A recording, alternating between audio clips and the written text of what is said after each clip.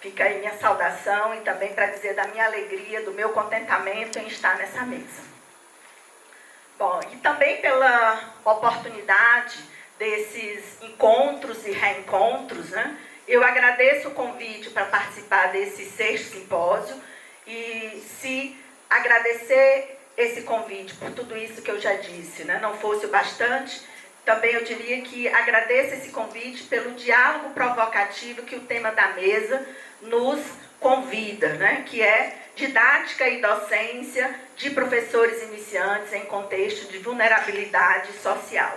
Para dizer que eu considero, né, assim como muitos dos pesquisadores e pesquisadoras aqui presentes nesse simpósio, que os professores iniciantes, eles carecem de uma atenção diferenciada no âmbito das políticas públicas e da nossa pesquisa em educação, sobretudo aqui no Brasil.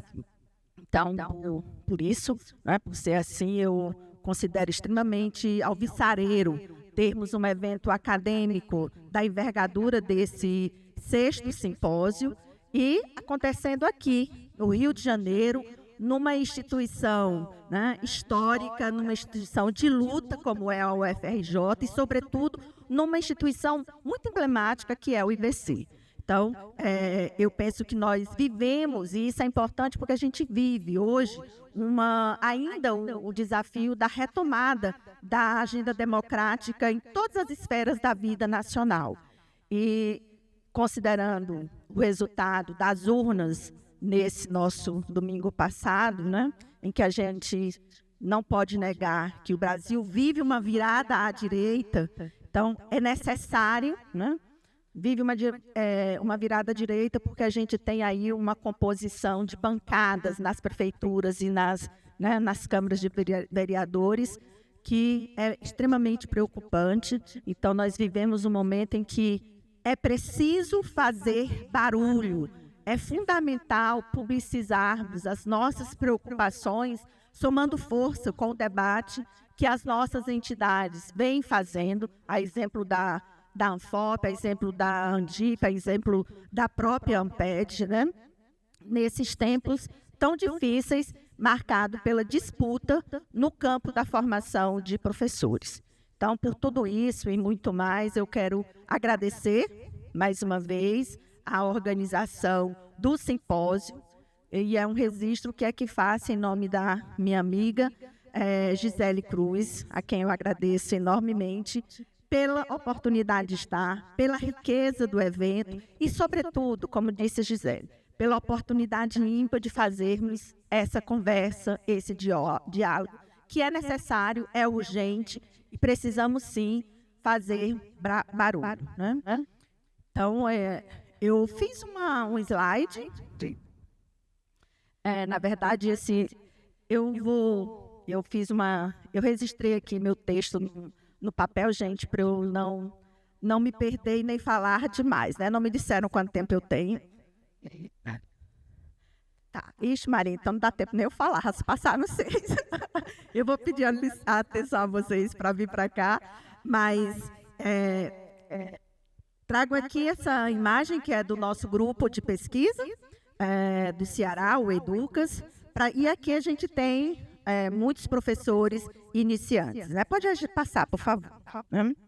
Então, eu organizei minha fala nesses 2 movimentos. Queria pontuar algumas questões do que é que eu entendo que configura a problemática em torno da inserção profissional de professores iniciantes em contextos vulneráveis, para, então, trazer algumas ponderações sobre os desafios didático-pedagógicos dessa problemática para o exercício da docência nos primeiros anos da profissão em contextos vulneráveis, né?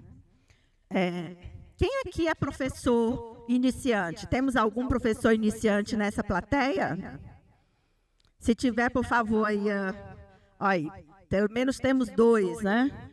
Então, é bom saber que a gente tem pessoas que vivem esse momento aqui presente, né? Então, eu vou começar com um trocadilho. Pode avançar aí no slide. Que trocadilho é esse?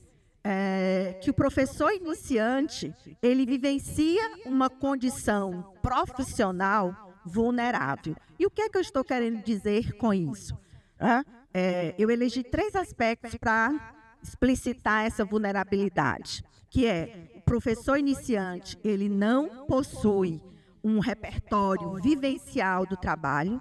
Infelizmente, aqui no Brasil, professora Mercedes, não é incomum, quando o iniciante chega na escola pela primeira vez, ele não tem uma intimidade, uma maior familiaridade com o que nela acontece, né?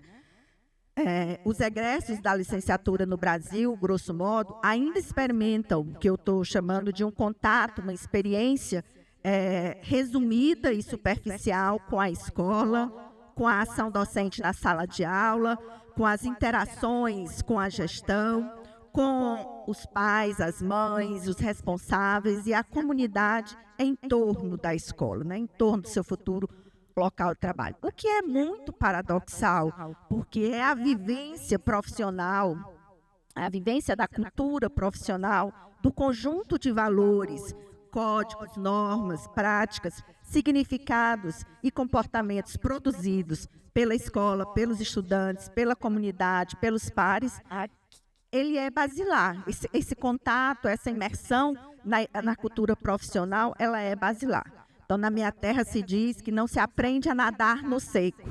E com o exercício da docência não é diferente, né? Não basta ouvir falar da escola, do aluno, da política educacional, de como elaborar um plano de aula, de como avaliar a aprendizagem discente. É preciso vivenciar, e vivenciar isso fazendo um zoom, né, sobre o cotidiano da escola e o que acontece na sala de aula para que os licenciandos consolidem seus aprendizados iniciais constituídos durante a formação inicial. Então, é no viver da profissão, no enfrentamento das situações cotidianas, na reflexão sobre essas situações, dentro ou fora da sala de aula, que o professor iniciante ele vai integrando os seus conhecimentos, né, os conhecimentos que vem constituindo na formação inicial, as demandas do contexto profissional onde ele está inserido, vai ampliando e vai, com isso, constituindo um repertório de saberes fazeres, né?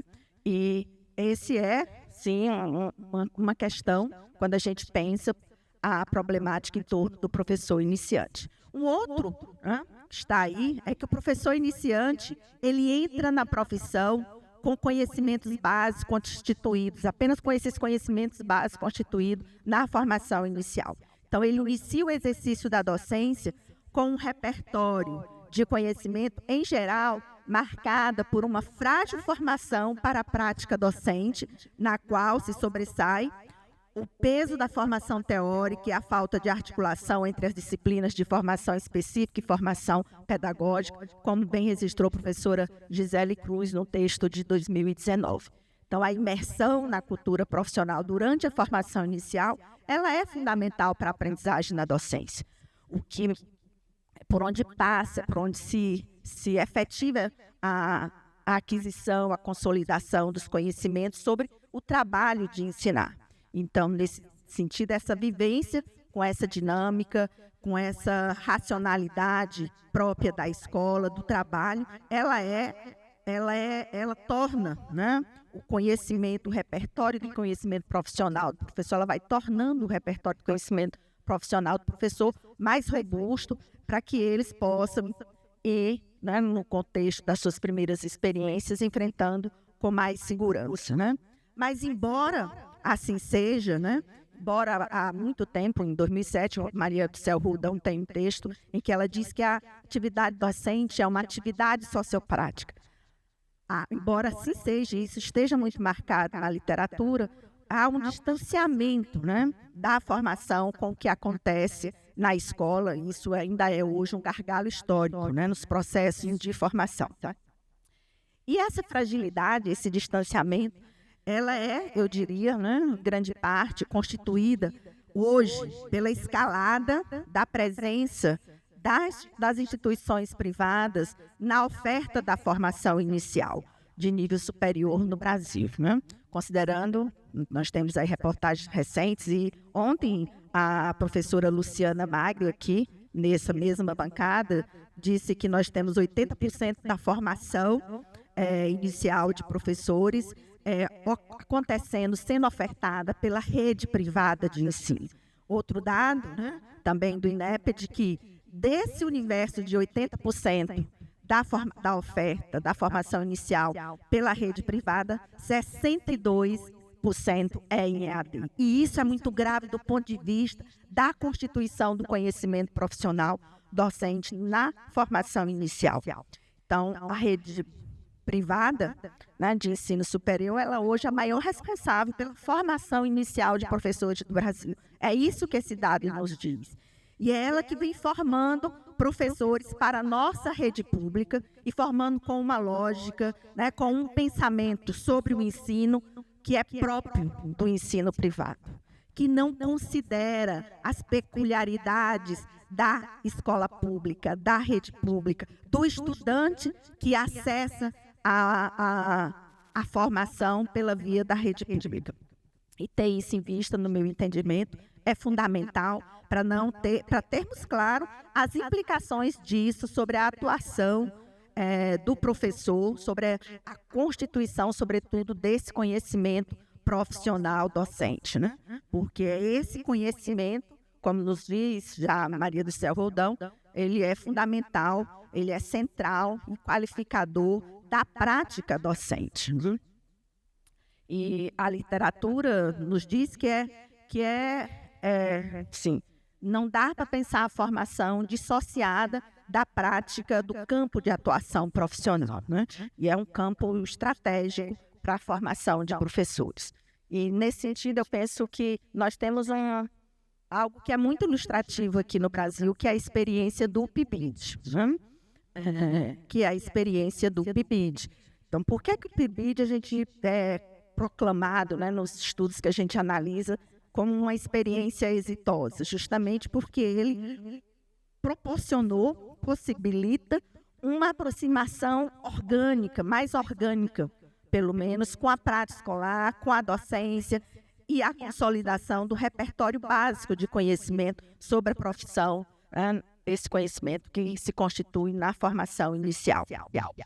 Temos também um outro indicativo de pesquisa, que é da professora Marli André, sempre presente, que é um resultado de uma pesquisa que muitos de nós que estamos aqui participamos dessa pesquisa, em que ela é uma pesquisa que envolveu 1.237 egressos de 3 experiências de iniciação à docência, entre elas o PIBID, e que constatou que 87% desse universo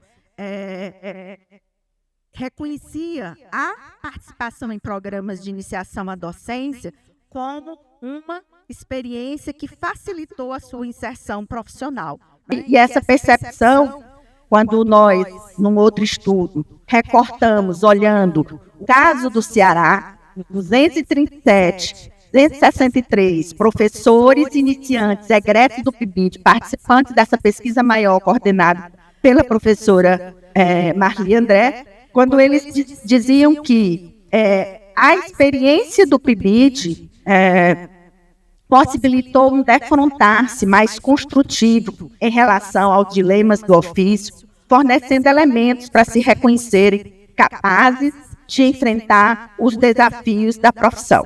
Então, infelizmente, o PIBID ele não é uma ação universal de iniciação à docência durante a formação inicial. Então, ainda poucos dos nossos licenciandos, dos nossos desejantes de serem professor, aqui no Brasil, têm a oportunidade de participar dessa política, o que é ainda mais preocupante se a gente considerar que nós não temos uma política educacional voltada, que pense o professor iniciante. E ontem eu tinha uma expectativa, professora Luciana, que a senhora pudesse nos falar, ainda que não fosse, da sua diretoria, da sua secretaria, sobre a perspectiva de um programa, de uma proposta de iniciação à docência, de residência para os professores iniciantes, uma vez que o Brasil vive, os dados da professora Joana Romanovski, em vários estudos recentes publicados, mostram que o Brasil vive uma renovação dos seus quadros de professores das mais diferentes instituições, e isso traz uma exigência no âmbito das políticas públicas, que é, né, a necessidade, sim, de apoiarmos os nossos professores.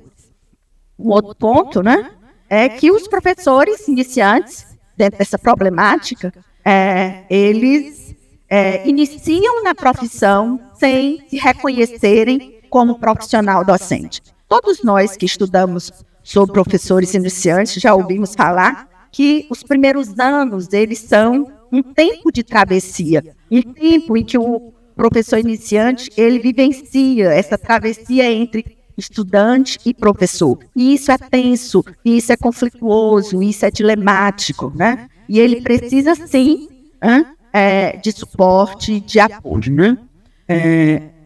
Não há como negar, o professor iniciante, egresso da nossa licenciatura, não é porque ele concluiu a licenciatura, por melhor que ela seja, e aí não é problema da formação inicial, é importante dizer isso, né? Ele nunca vai chegar à escola, nunca vai chegar ao seu local de trabalho sem essa tensão, porque é o novo, é o desconhecido, é o começo, e começar nunca é fácil, né? Então não basta ser aprovado numa seleção para lhe credenciar e dirimir todas as tensões próprias, peculiares ao começo, né? Então, esse rito de passagem, ele é inevitável, mas com certeza ele pode ser suportado, pode ser vivido de uma forma muito mais construtiva se ele tiver apoio, né? Então, a vivência do trabalho, então esses três componentes, né?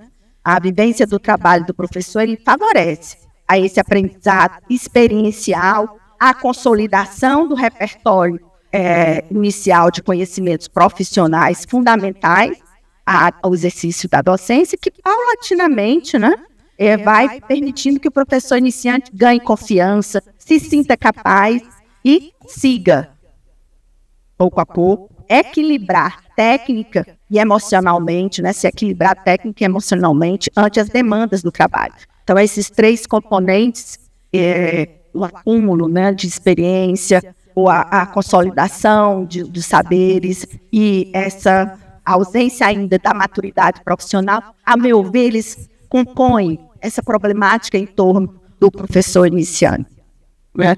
E é olhando para esses três componentes que eu digo que professores iniciantes vivenciam uma condição profissional vulnerável. E eu digo isso para me referir a essas ausências, a essas lacunas, e tensionam a inserção profissional. Ou seja, a ausência de um acúmulo experiencial, de um repertório de conhecimento consolidado e de maturidade profissional.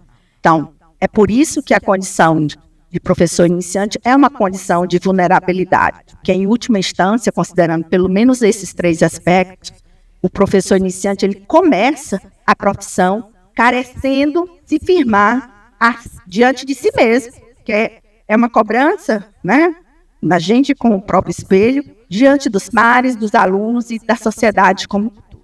E isso pode avançar, e isso faz com que a gente se interrogue sobre os desafios didáticos, pedagógicos, né, para o exercício da docência nos primeiros anos em um contexto vulnerável, considerando o tema dessa mesa, né? E aí eu faço um destaque, né? Pode avançar, por favor. Faço um destaque no sentido de dizer que, obviamente, nem dá tempo, né, fazer uma discussão sobre o conceito de vulnerabilidade, mas eu entendo que ela engloba a pobreza e a própria precariedade de elementos considerados básicos, né, na nossa vida, exemplo da moradia, do saneamento, da alimentação, do acesso aos bens culturais, entre outros tantos elementos. Então, quando a gente fala de vulnerabilidade, a vulnerabilidade ela faz referência justamente a um resultado negativo dessa relação, né, entre a disponibilidade dos recursos materiais ou simbólicos dos autores, sejam eles indivíduos ou grupos, e o acesso à estrutura, né, de oportunidades sociais, econômicas, culturais, que provém do Estado, do mercado e da própria sociedade, né? E, por sua vez, assim, também quando olho a temática da mesa, né, eu considero que a expressão docência em contextos de vulnerabilidade social nos convoca a olhar e a indagar sobre o lugar onde o profissional docente trabalha. Então, vários estudos advertem que é um dado bastante conhecido na literatura, que aos docentes iniciantes são destinadas as turmas mais difíceis. Também as escolas, na hora da lotação, as escolas mais distantes, mais precarizadas, situadas em comunidades de risco, marcadas por violência e com estudantes oriundos de famílias em situação de risco. Então, isso, pensar a docência em contexto de vulnerabilidade nos convoca a pensar sobre esse lugar onde o professor, esse lugar de trabalho do professor, né? E isso demanda também a necessidade de reconhecer que a escola pública, ela se apresenta como um espaço em que se visibilizam diferenças sociais, diferenças econômicas e culturais. A escola pública, hoje, é um espaço, um local, onde também se visibilizam esses diferentes sujeitos, essas diferentes, né, práticas, linguagens e práticas culturais e saberes os mais diversos. Então, eu diria que exercer a docência em contextos de vulnerabilidade social requer do professor iniciante, que é o nosso sujeito aqui em questão, antes de mais nada, assumir a escola como um espaço, um espaço de entrecruzamentos de cultura e um espaço de um entrecruzamento de culturas, um espaço fluido, um espaço complexo, um espaço atravessado por tensões e conflitos, como há muito tempo nos provoca a professora Vera Kandor, né, em seus escritos. Então, o desafio consiste justamente em compreender a diferença. Ela usa uma outra expressão, acho que é como uma vantagem pedagógica, mas eu diria compreender a diferença que existe dentro da escola, né, desse estudante que chega à escola, da escola que está situada em locais de vulnerabilidade social, como uma potência nos processos de ensino-aprendizagem. Então, nós precisamos nos dar conta disso. A diferença não pode ser percebida como um problema, né? E nem sempre essa compreensão ela é trabalhada nos processos de formação, mas ela precisa sim ser trabalhada nos processos de acompanhamento, de apoio e formação continuada dos nossos professores iniciantes. E nesse sentido, ontem conversando com minha amiga Márcia Rold, né, ela me contava, e aí eu digo, chama muita atenção, Marcinha, e experiências que revelam o descaso, experiências que hoje bonificam os professores para que eles atuem em contextos, em escolas situadas em contextos vulneráveis. Esse é o caso da experiência de Joinville, né? E no meu que oferece uma bonificação de R$800 para que os professores atuem em escolas em contextos vulneráveis. E experiências desse tipo, a meu ver, elas revelam, no mínimo, o descaso do Estado com a escola e com os seus professores, né? A bonificação é uma ação, eu diria assim, lamentável. Lamentável por quê? Porque ela reforça a ausência da vontade política de efetivamente enfrentar a situação. Porque se há recurso para bonificar, por que não investir na melhoria das condições de trabalho do professor, no aparelhamento das escolas com recursos materiais, né, com materiais, com equipamentos, com mais formação, com formação centrada na escola, que possibilitem efetivamente o desenvolvimento de um trabalho pedagógico robusto e adequado para os estudantes. Os professores, né, muitas vezes optam por esses lugares pensando numa vantagem financeira, mas não necessariamente conseguem enfrentar os desafios que esses contextos exigem, né? Então, além disso, que outros desafios pedagógicos, né, didáticos, se impõem ao exercício da docência nos primeiros anos da profissão em contexto de vulnerabilidade social. E eu entendo que essa não é uma questão trivial, se a gente levar em conta o que Marcelo Garcia, que é uma grande referência nas instituições sobre desenvolvimento profissional, sobre professores iniciantes, que nos diz que os aspectos didáticos são aqueles que mais constrangem os professores iniciantes, né, nos seus primeiros anos de docência. Eu elegi, pode avançar aí, por favor, eu vou esquecendo aqui. Eu já passei do tempo, a professora, graças a Deus, não levantou uma plaquinha para mim, mas eu vou me encaminhando por fim. Tá bom, professora. Dizendo que elegi esses 3, seriam outros, mas em função mesmo do tempo, eu elegi esses 3 aspectos para a gente poder considerar, né, que a docência em contexto de vulnerabilidade social requer ainda, né, entre outros aspectos didáticos, quando a gente pensa no professor iniciante, que a preocupação, né, que ele considere o entorno da comunidade escolar. Então, conhecer o contexto social e cultural da escola se impõe como desafio. E é um desafio, se a gente fala, mas esse é um desafio que cabe a qualquer professor, é verdade. E é importante que eu diga, né, que eu não estou dizendo que o professor experiente, ele não enfrenta esses mesmos desafios. Ele enfrenta. Mas a diferença do professor experiente para o professor iniciante é que esse professor experiente, ele tem repertório, ele já tem uma maturidade, ele já tem constituído uma vivência, um conhecimento experiencial, que é em estudos de saberes docentes, saberes profissionais, vê lá em toda a literatura muito demarcado que a fonte principal do conhecimento profissional é conhecimento experiencial, né? Então, essas condições prévias, né, constituídas do professor experiente, o colocam numa posição que torna menos difícil, não é nem menos difícil, é mais possível o enfrentamento dessas questões, o que é diferente com o professor iniciante, porque ele não tem esse acúmulo experiencial, né, ele está numa fase ainda de se reconhecer como profissional docente, vivendo essa transição e, ao mesmo tempo, né, de constituir um repertório prático de saberes, fazeres e permitam enfrentar trabalho de ensinar e o que dirá, né, um trabalho em um contexto vulnerável. Então, um desafio é conhecer o contexto social e cultural da escola.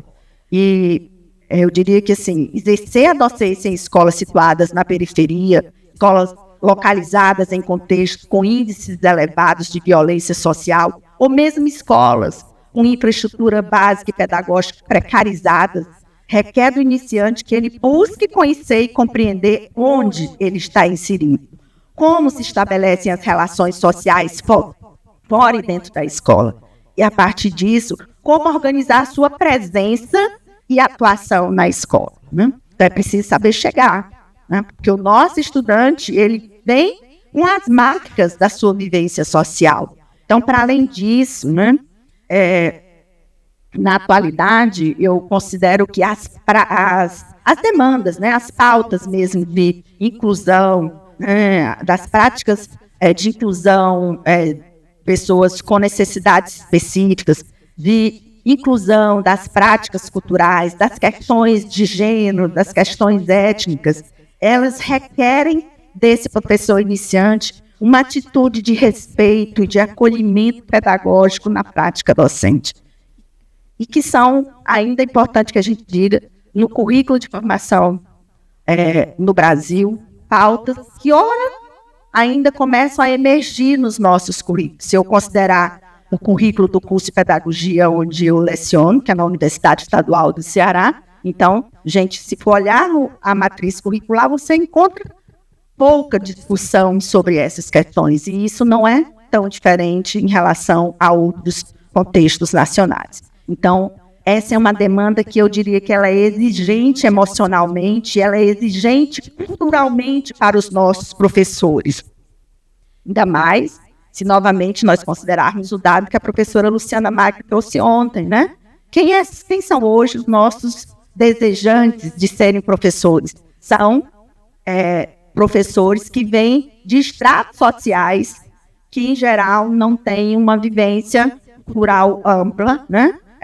Que vêm também com essas marcas, mas que não têm uma formação para compreender, para problematizar e para desenvolver práticas de enfrentamento a essas situações. Então, o iniciante, ele tem essa demanda, eu diria assim, esse plus, né, de demanda, de expectativa em torno de uma atuação da qual ele ainda sequer, né, se sente à vontade, muitas vezes se sente muito despreparado, né, para enfrentar. A relação com o estudante, né, em geral prevalece no nosso imaginário social, eu diria assim, estigmatizado sobre a nossa criança, o nosso adolescente da camada popular, né, que é a que chega na nossa escola pública. E isso reverbera, né, sobretudo quando a gente pensa, isso se avoluma, sobretudo quando a gente pensa em estudantes das escolas vulneráveis, que estudam em contextos, em escolas situadas em contextos vulneráveis, né?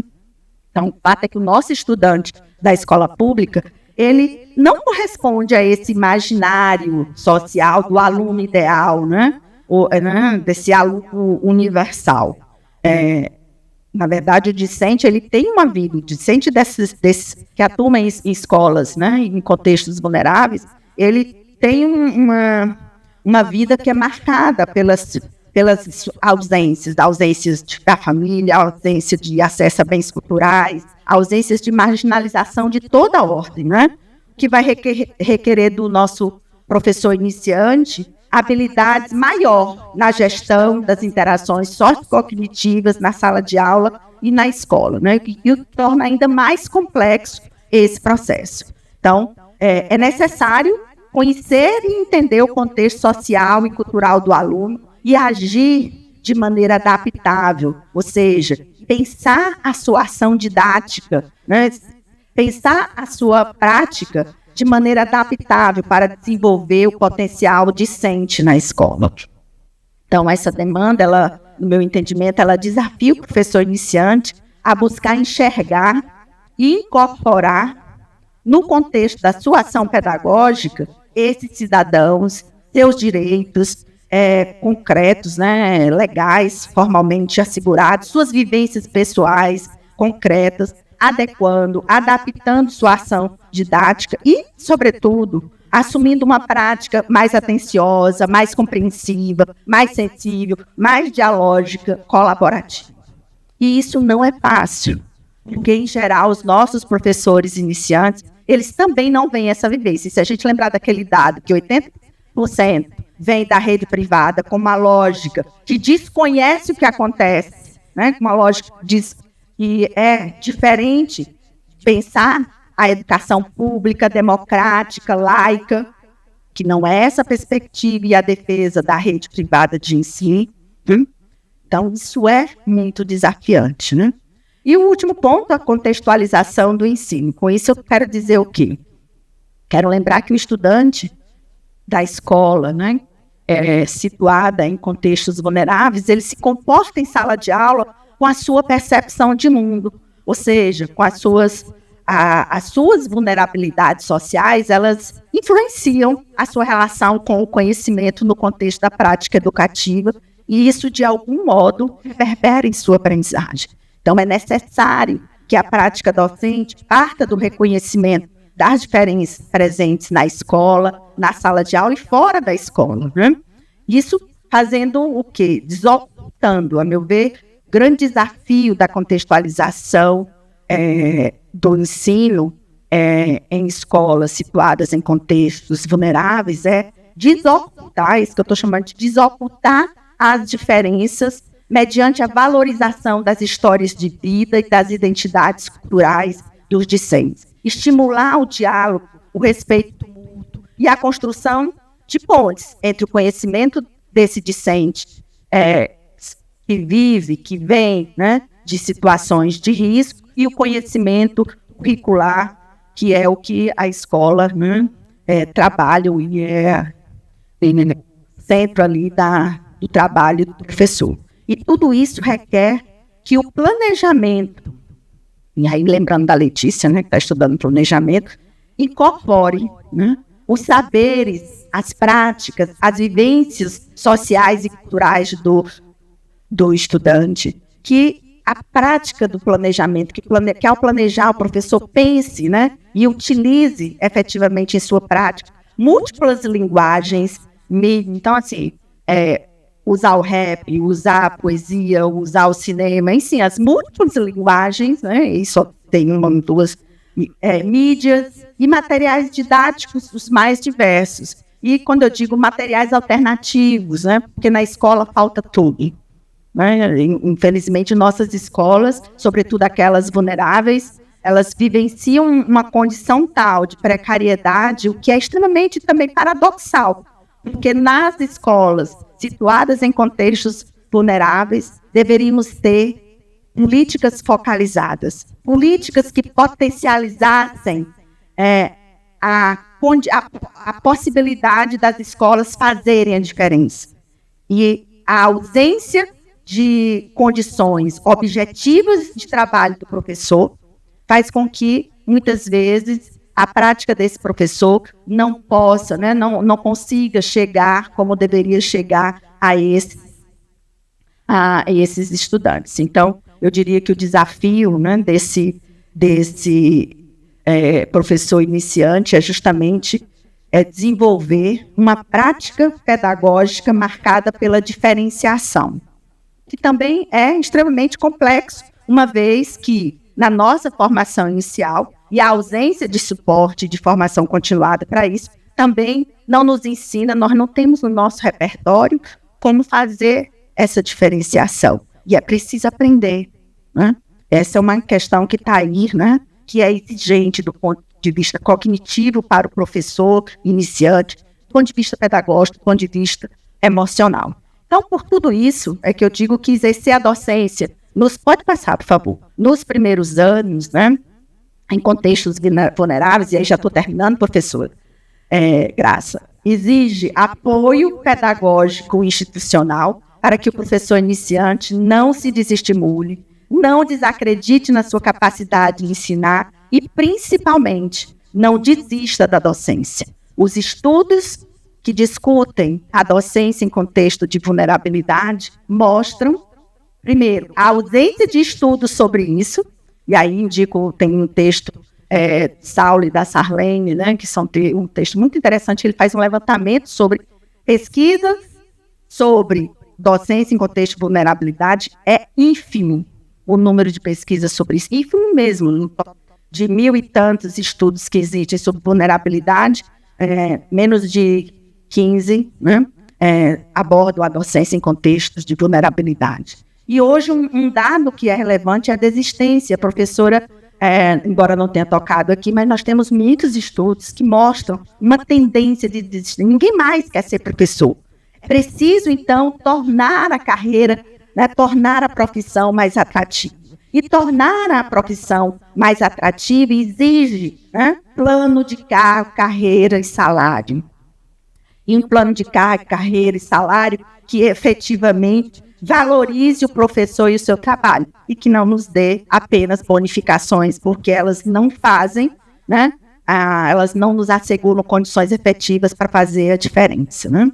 Então, é preciso pensar que o crescimento exponencial de docentes com vínculos precários, as salas superlotadas, as salas sem infraestrutura, escolas sem bibliotecas, né? A ausência de uma política de formação relacionada ao que acontece na escola, processos efetivos de acompanhamento desse iniciante, editais que, por exemplo, selecionam professores uma carga horária de apenas 10 horas, como acontece lá em Santa Catarina, é um desrespeito a nós enquanto professores e é uma evidência do não reconhecimento da necessidade de que isso desvaloriza, e que isso desestimula. E isso nem de longe torna a carreira atrativa. Né? Por isso que a gente encontra cada vez mais dificuldade. Então, por tudo isso, para fechar mesmo, eu considero que o exercício da docência nos primeiros anos da profissão, em contexto de vulnerabilidade social, ele requer maior atenção por parte das políticas públicas destinadas à formação de professores, além de ser extremamente desafiador em face às exigências de maturidade profissional, que esse iniciante não tem, sobretudo pela falta da maturidade pedagógica, que envolve o domínio de um repertório de saberes fazeres, para lidar com esses desafios do cotidiano de um trabalho que deveria ser marcado pela diferenciação e que não é familiar ao iniciante. E tudo isso, novamente repito, requer acompanhamento, requer formação, né? Então eu termino, pode passar, citando Paulo Freire, para não fazer diferente dos colegas, né, que ontem estiveram na mesa de abertura aqui do nosso 6º simpósio, lembrando que ninguém começa a ser educador numa terça-feira às 16h. Ninguém nasce educador ou marcado para ser educador. A gente se faz educador, a gente se forma como educador, permanentemente, na prática, na reflexão sobre a prática. Então, por isso, mais uma vez, eu digo, temos à nossa frente uma tarefa que é política, é pedagógica, mas é também militante, cabe a todos nós, né, fazermos barulho. Então, façamos barulho. É isso, gente. Desculpa, Graça, desculpa vocês.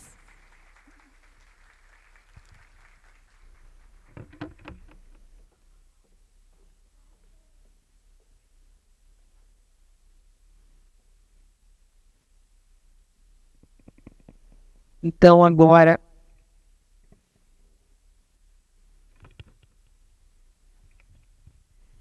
eu passo a palavra, né, para a professora Maria Jiménez, que vai também conversar conosco a respeito do tema.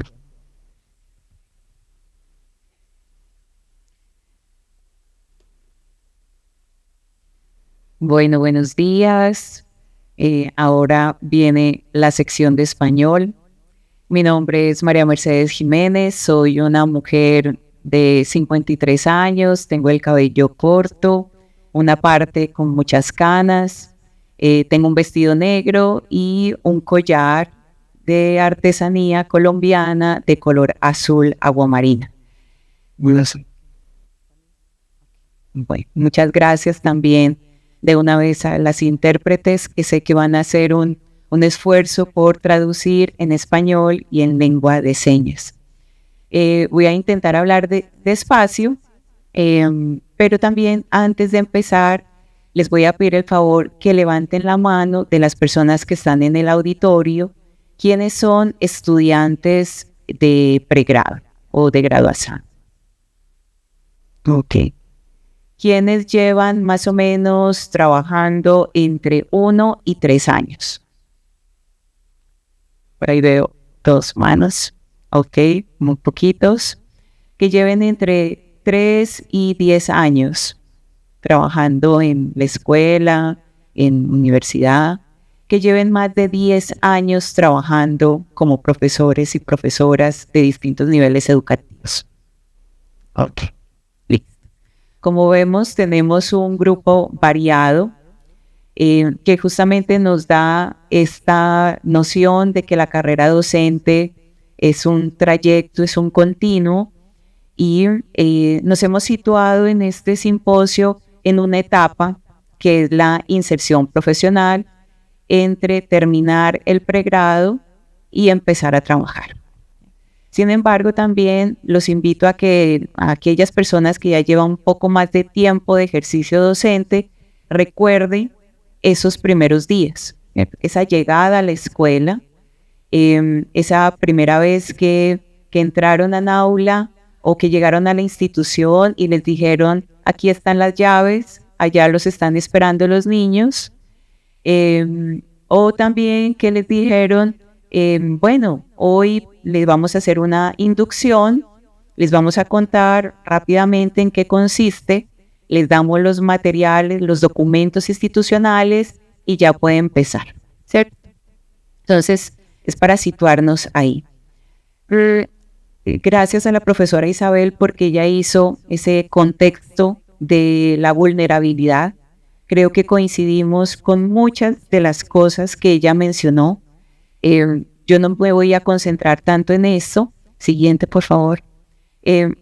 Yo fui para esta ocasión un poco ambiciosa, así que voy a intentar, y yo me había puesto aquí también mi tiempo, Voy a intentar contarles una generalidad así superficial de Colombia, de las características de la profesión en Colombia. Para quienes quieran ampliar, después podemos hablar. Pero me voy a concentrar mucho más en una experiencia que venimos desarrollando en el grupo Piensias, Perspectivas de Investigación en Educación en Ciencia, y que es también el punto de contacto con Giseli, que a través de esa experiencia fue que nos conocimos. Aprovecho también pues agradecer afectuosamente a Giseli y a todo el equipo que ha organizado, también por la oportunidad de encontrarnos con muchos colegas que solamente habíamos leído o nos habíamos visto de pronto por ahí en otros lugares. Entonces, la primera parte es el contexto de Colombia. Vamos a hacer esos antecedentes de la estrategia que les voy a compartir, una metodología que hemos ido desarrollando a propósito de que este es un simposio también que piensa en la didáctica y la formación de profesores. ¿Cuáles han sido los principales problemas que hemos identificado con los maestros principiantes? Algunas nuevas apuestas que tenemos y un cierre intentando sintetizar. Entonces venimos, porque hablo en plural, que también está aquí mi compañera Yesenia, que también es mi orientanda en el doctorado. Lo que vemos es un mapa de Latinoamérica. En la parte superior está Colombia. Como ven, el tamaño de Colombia frente a Brasil es una diferencia enorme. Sin embargo, también es un país que tiene aproximadamente 53 millones de personas y somos uno de los países megadiversos del mundo. Vengo de la Universidad de Antioquia, que queda situada en Medellín, de una facultad de educación que tiene, como les contaba ayer también, tiene 70 años de creación. Tenemos distintos programas de formación de maestros, que son las licenciaturas. También tenemos un pregrado en pedagogía de la madre tierra, que es especialmente para las comunidades indígenas, y otra serie de programas de posgrado. Sí. A nivel nacional, el sistema educativo está organizado desde el Ministerio de Educación Nacional. Cada departamento, que sería aquí como cada estado, tiene una Secretaría de Educación y a su vez en cada departamento hay distintos municipios y tienen su propia Secretaría de Educación. Nosotros en Colombia tenemos instituciones privadas y públicas u oficiales. Siguiente. También tenemos pues la educación básica, preescolar, básica, media y superior. Estamos, empezamos desde los 3 años hacia los 16, 17 años cuando terminan el recorrido por la educación básica primaria, básica secundaria, media. Y este esquema lo que busca es también contarles quiénes son los que forman maestros en Colombia. Tenemos escuelas normales superiores, hay aproximadamente 137 escuelas normales distribuidas en Colombia. Ellos se encargan de la formación de maestros de la básica, de la educación inicial, la básica primaria hasta 5º grado, y las facultades de educación con sus programas acreditados son las que atienden el resto de formación de maestros de los distintos grados y áreas de conocimiento. Sí. Cuando una persona termina la licenciatura y quiere empezar a trabajar, generalmente empieza en el sector privado. Ahora les voy a contar por qué no en el sector público. El sector privado abre sus puertas, ¿cierto? Las instituciones, según las características que tengan, según las necesidades, a veces hasta hacen clasificados o nos buscan y nosotros les decimos a nuestros egresados, generalmente en estas instituciones privadas les hacen algunas pruebas, una prueba escrita, una entrevista, a veces les dicen hagan una microclase, ¿cierto? Ahí con las personas que están, y eso hace que nuestros egresados empiecen a trabajar en instituciones que a veces les ofrecen condiciones muy difíciles, horarios muy extenuantes, y por eso digo que coincidimos con muchas de las cosas que dijo la profesora Isabel. A los profesores que apenas empiezan les dan los grupos más difíciles, los estudiantes que han reunido, que van sacando de los otros grupos, entonces es el grupo más complejo, en horarios más extremos, y el maestro principiante, que también les llamamos así, por tener ese trabajo, acepta todo, incluso extenderse de su jornada laboral, ir los sábados a los bazares con la familia, preparar material, además de todas las otras funciones docentes que pueden tener. Ahora bien, para ingresar al sector oficial, al sector público, desde el 2002, a través del decreto 1278, se generó la posibilidad de acceso a través del concurso de méritos. Este es un esquema que sé que de pronto algunos lo ven un poco pequeño, que nosotras estamos tratando de construir en un documento, un policy, que es también la primera vez que nos íbamos a arriesgar a hacerlo, pensando en visibilizar cuál es el proceso que vive un maestro y sobre todo como esas fases que tiene. Este concurso no se ofrece todos los años. Depende del gobierno, depende del presupuesto que haya y de las plazas disponibles. Por ejemplo, en el 2022 se hizo el último. A partir de ese año, los profesionales que se postularon, se inscribieron en el concurso, ellos pagan, ¿cierto?, un dinero para tener acceso a lo que se llama un PIN, me imagino como un formulario. Todo este proceso lo organiza el Ministerio de Educación, pero con una entidad que es el Consejo Nacional, ¿cómo se llama? La Comisión Nacional del Servicio Civil. Es que tantas siglas, ustedes saben que a uno se le cruzan los la Comisión Nacional del Servicio Civil es aquella que regula todo el ingreso al sector oficial. Entonces ellos se encargan de organizar ese concurso, contratan a su vez a otras entidades, generalmente a una universidad, para que diseñe las pruebas y se encargue del proceso. Cuando todo ese, digamos, el detrás de cámaras está del concurso, ya los profesores se inscriben, participan del concurso que incluye unas pruebas escritas, una prueba psicotécnica, también les hacen una entrevista, que como es mucha gente, generalmente se entrevistas en subgrupos y les ponen, digamos, un poco como retos, ¿cierto? O casos, para ver ellos cómo lo resuelven. También hacen una valoración de los antecedentes judiciales y con eso sale una lista de las personas que han pasado el concurso, que es una lista de elegibles.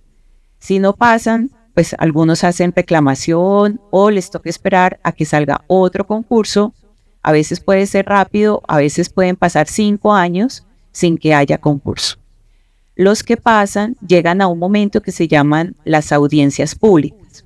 Hagan de cuenta un auditorio lleno de personas que los organizan en el orden del examen, ¿cierto?, de los resultados del examen.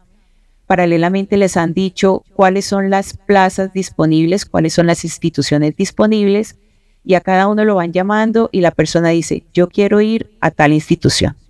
Sí. Quienes están allí generalmente tienen la lista y han escogido algunas, pero ya como las empiezan a nombrar, las tienen que tachar. Y van quedando las escuelas que quedan de pronto más lejos o en municipios más de conflicto armado. Ustedes saben que nuestro país viene de una guerra de más de 50 años. Estamos en un proceso de paz desde el 2016, pero hay muchas zonas que todavía siguen en guerra. Entonces, ellos escogen la escuela. Normalmente la escogen porque quede cerca a su casa o a su familia. No necesariamente la conocen, no la han visto, solamente como una pequeña ubicación. Entonces eso hace que a veces sea más difícil. Cuando ya han escogido, van y se presentan a la institución. Se espera que cuando llegan a ese colegio, el rector, el coordinador, les hagan una inducción. Eso no siempre ocurre. La administración, ¿cierto? El municipio también hace una inducción que generalmente es una jornada, puede ser de 4 o de 8 horas, donde van pasando los funcionarios mostrándoles temas. Pueden ser 220 slides ¿cierto? Muchas slides, cada uno pasa, el de bienestar pasa, el de que presenta el plan de desarrollo municipal pasa, ¿cierto? Entonces es más como una reunión de información.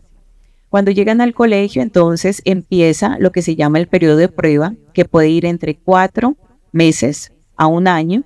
O sea, todos los que pasaron ese concurso del 2022, algunos ingresaron a finales del 2023, pero muchos empezaron este año, el 2024. O sea, en este momento están en el periodo de prueba. Hay unas guías, ¿cierto? Hay unas listas de chequeo que llenan los coordinadores, los rectores, para ir evaluando. Algunos, como les contaba, les hicieron inducción, pero a otros no, pero igual los están evaluando.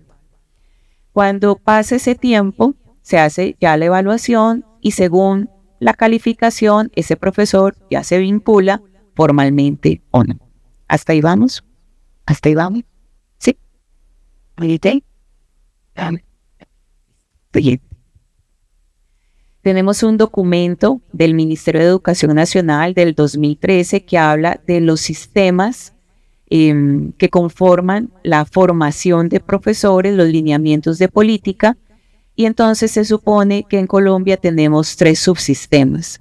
La formación inicial, todo lo que tiene que ver con el pregrado, la graduación, formación en servicio, que es una vez termine la graduación y empieza a trabajar toda la formación, y otro subsistema que se encarga de la educación avanzada, que son los posgrados. Nomás al ver el documento, inserción profesional no existe, no aparece. No tenemos política pública que hable de lo que les pasa a los maestros principiantes.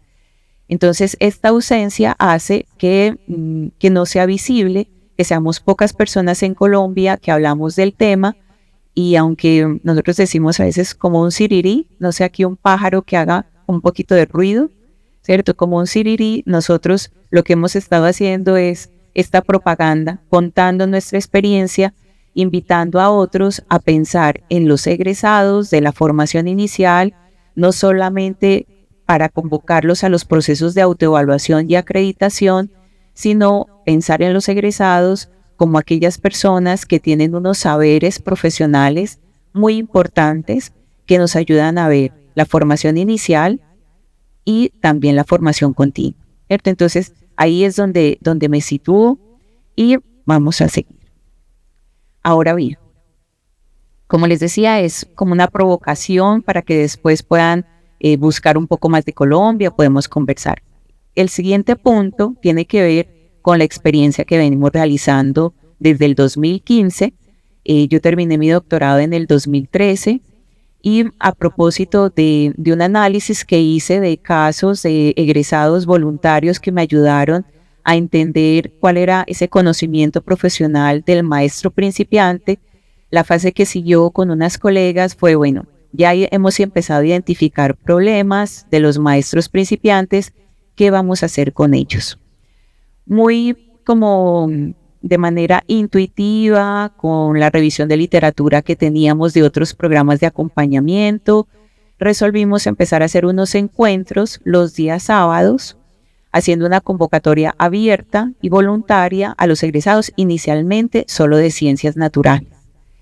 Esa fue la experiencia del 2015, donde llegaron entre 7 y 12, y estuvimos con ellos durante 1 año, reuniéndonos una vez al mes.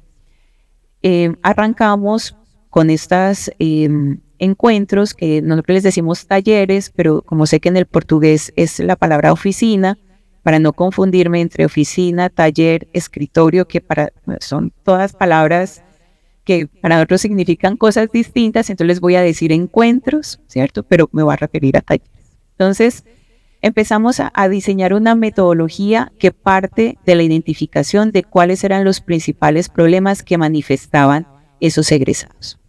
A partir de eso, seguimos haciendo proyectos de investigación financiados por distintas entidades de la misma universidad. Pusimos a conversar a egresados de la licenciatura de ciencias con estudiantes, porque en ese momento nuestras prácticas pedagógicas eran en los últimos semestres, y cuando estos estudiantes llegaban como al 7º semestre, caían en cuenta que iban a ser profesores de ciencias naturales y no biólogos o químicos o físicos.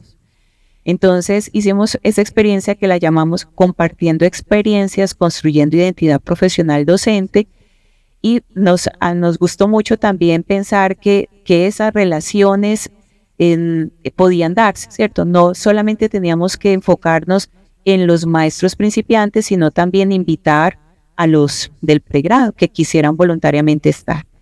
Hemos hecho varios proyectos. También advierto que todas las imágenes que estamos exponiendo están autorizadas por los consentimientos informados de los participantes. Siguiente.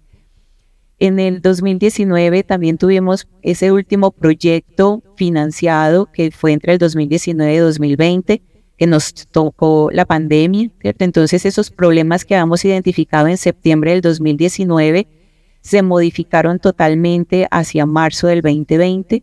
También los encuentros son presenciales, entonces nos volcamos a la vía remota, a la virtualidad, pero fue una experiencia maravillosa porque todos aprendimos incluso a manejar esas plataformas que algunos no tenían, o algunos maestros de la ruralidad no tenían ni computador. Entonces el WhatsApp, el computador, todas las herramientas que íbamos aprendiendo, también las aprendimos juntos. La Facultad de Educación donde trabajo tiene un departamento de extensión, y bueno, con los colegas hablando, me decían, allá me dicen Merce, ustedes están haciendo cosas muy bonitas, ¿por qué no la abrimos a otras personas? Y ojalá que no tenga que depender de un proyecto de investigación. Entonces, la buena noticia es que desde el 2021 la facultad lo adoptó como estrategia institucionalizada y ofrecemos entonces cada año una corte donde participan egresados voluntarios de distintas licenciaturas. Y por ejemplo, este año, el 2024, tuvimos la experiencia desde febrero hasta agosto, reuniéndonos una vez cada 15 días, cada 20 días. Ayer también les contaba a algunos compañeros que como en Colombia hay tantos lunes festivos, y parte del equipo son maestras que trabajan en la escuela, para poder escoger las fechas, nosotros nos fijamos que no sea día festivo, pues fin de semana largo, para no afectar nuestro descanso de todos, pero también de acuerdo a las como características de los calendarios académicos escolares, porque todos sabemos que hay momentos que son muy críticos, ¿cierto? La entrega de notas, entonces todo eso lo tenemos en cuenta para organizar las fechas. Siguiente, por favor. Entonces, estas experiencias también han convocado a distintos egresados. Muchos son principiantes o recién egresados. Algunos no han conseguido trabajo, otros están pasando de lo privado a lo público.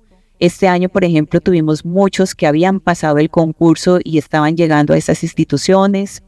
Y también convocamos, somos un equipo de varias personas, de varias mujeres. Solamente tenemos un estudiante que se ha animado, creo que a seguirnos el ritmo. Yo sé que... todo el equipo lo que hace es como ayudar en el diseño de la agenda. Nos vamos rotando en la manera como hacemos los distintos momentos de estos encuentros. Cada una tiene una potencialidad. Tenemos una compañera que es egresada de la licenciatura en Educación Especial. Las otras compañeras pues son también formadoras de maestros. Entonces como que vamos aprovechando también como todo ese capital humano que tenemos. Este año también tuvimos la posibilidad de tener un taller, unos encuentros, 5 encuentros con maestros del municipio de Medellín, que es la parte de abajo. Llegaron más o menos 10, 12 participantes, y ellos también lo que nos ayudaron fue a ver qué era lo que estaba pasando este año con el concurso docente. Siguiente.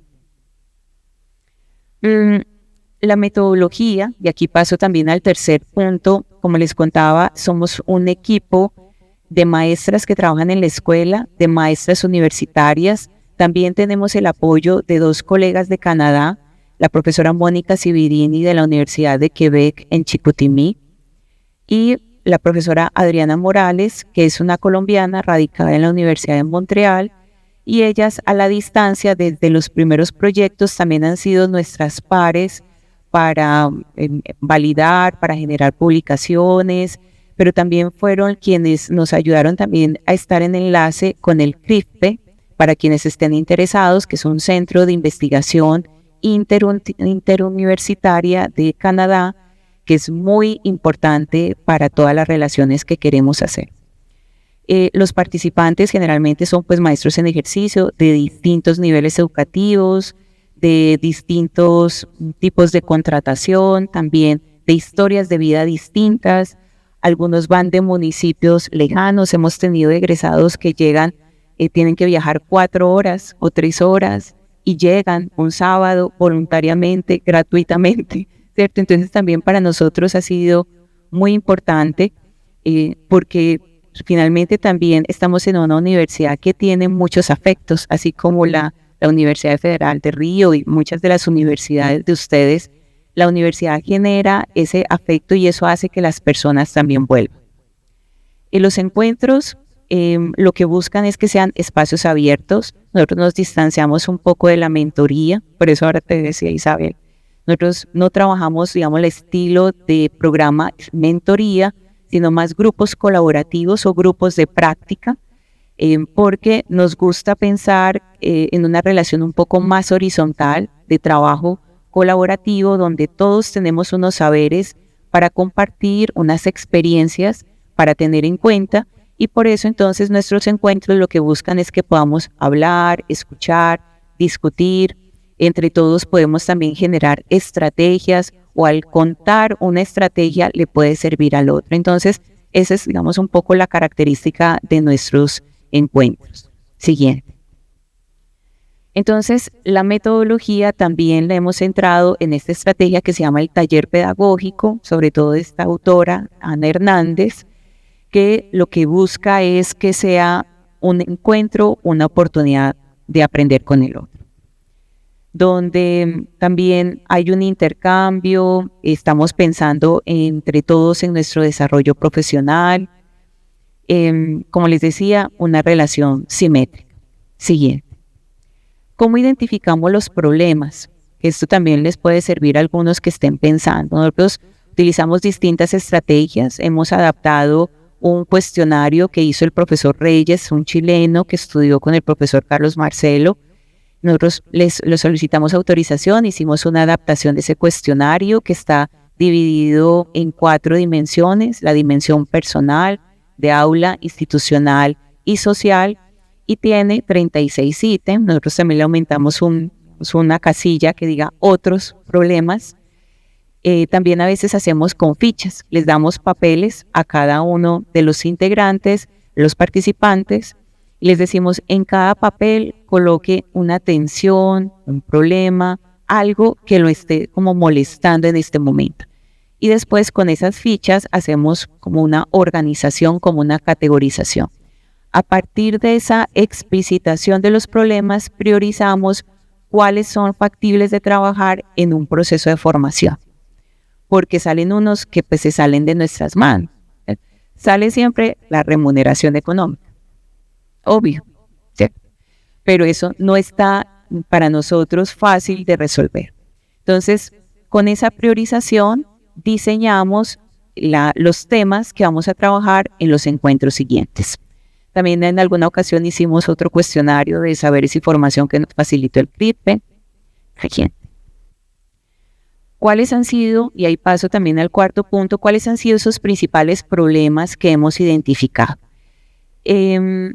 Casi siempre lo que resulta es problemas en relación a la gestión del aula, todo el manejo del grupo, control de disciplina independiente del área de conocimiento.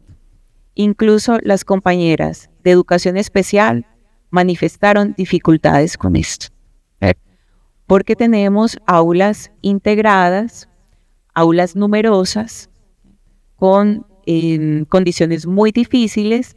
Entonces muchos egresados, muchos maestros principiantes llegan muy contentos con su saber específico, con lo que creen que saben, algunas cosas de pedagogía, aunque todavía a veces la pedagogía está por allá, como en lo teórico, la didáctica sin haberla como incorporado bien, y entonces cuando llegan resulta que los niños están en puro barullo. Entonces, tienen que aprender a calmar las aguas para poder trabajar. Esa es una condición que vive todo maestro principiante. Y eso se da porque no conocemos a los estudiantes. No nos damos a veces ni siquiera el tiempo de conocerlos, entonces hace que sea más difícil entablar esa relación pedagógica. Todo lo que tiene que ver con educación inclusiva ha sido un problema recurrente, ¿cierto? Tenemos estudiantes integrados que son ciegos, sordos o que tienen alguna discapacidad cognitiva y todos nos abrumamos. Pensamos que hay que hacer cosas separadas, entonces ahí trabajamos todo lo que tiene que ver con el diseño universal para el aprendizaje, ¿cierto? Como también que no lo tenemos que saber todo, a buscar ayuda, a reconocer cuáles son las rutas.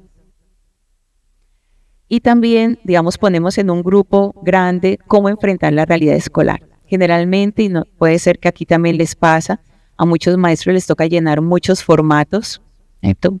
Tienen que diligenciar unas plataformas, las notas, tienen que aprender a manejar muchos asuntos administrativos para los cuales ellos no se sienten preparados. De hecho, atender a los padres de familia, ¿cierto? A veces no es fácil.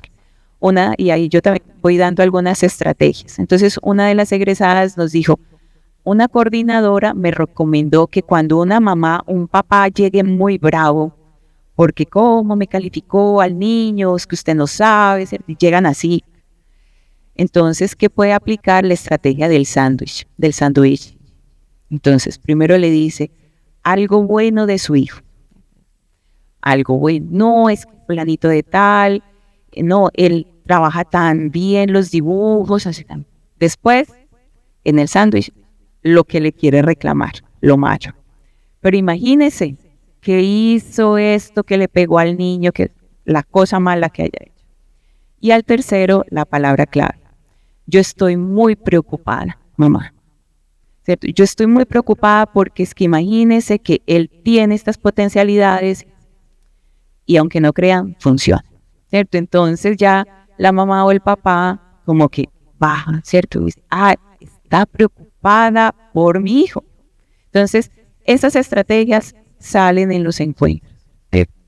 Nosotros lo que tratamos de hacer es ayudarles a entender qué es el problema, ver el problema como una oportunidad, ayudarles a que no se sientan solos y con eso vamos desarrollando los distintos encuentros. Siguiente, Leticia, por favor.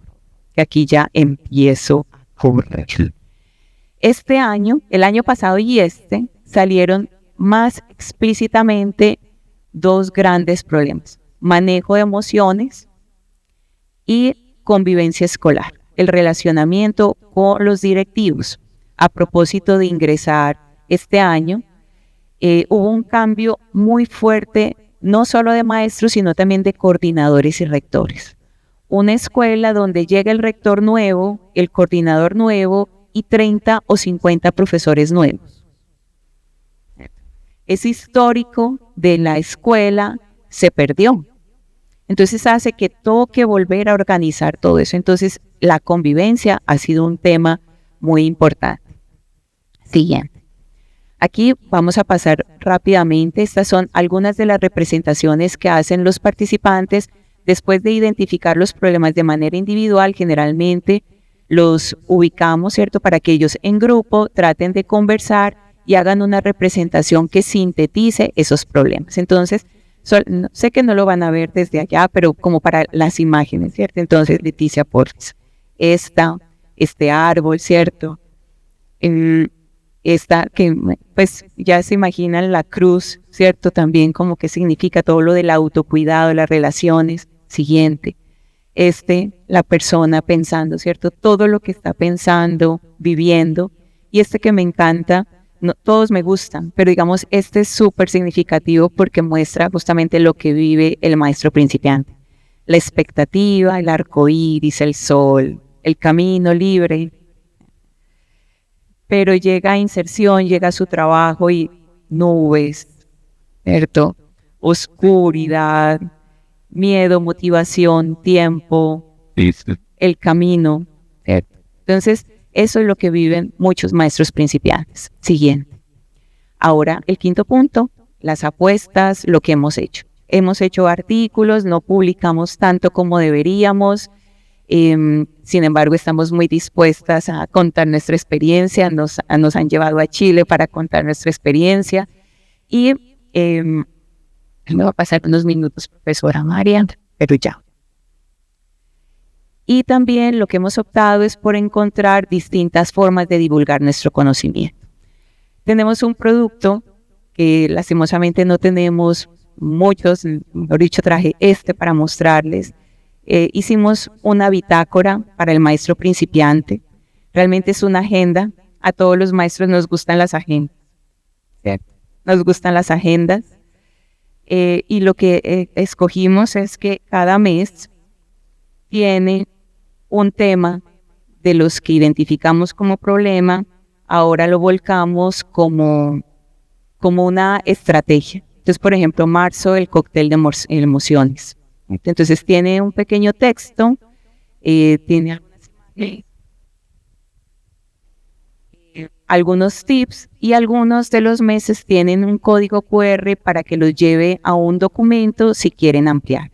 Nosotros generalmente en los encuentros hacemos cosas que podamos resolver ahí mismo. Un profesor principiante escasamente tiene tiempo para su vida personal porque está resolviendo muchos asuntos. Entonces, lastimosamente al principio no tienen tiempo ni siquiera para leer. Entonces tratamos de hacer mucha síntesis, escogerles puntualmente algunos documentos y eso hace que entonces después ellos puede ser que en su tiempo puedan revisar los códigos QR y poder ampliar.